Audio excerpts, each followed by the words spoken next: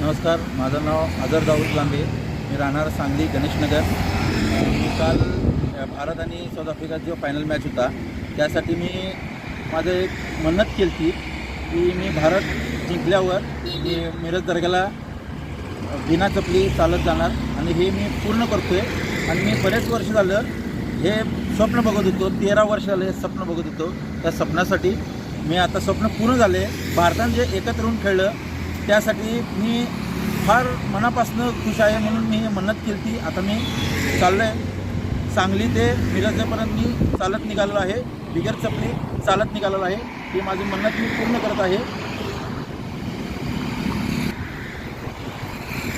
भारत माता की जय. हां, असंच आम्ही भारतच्या मागं राहणार. आम्ही ज्या टीम इंडियाच्या मागं आम्ही उभं राहणार आणि कुठलाही कप असू दे, कुठलाही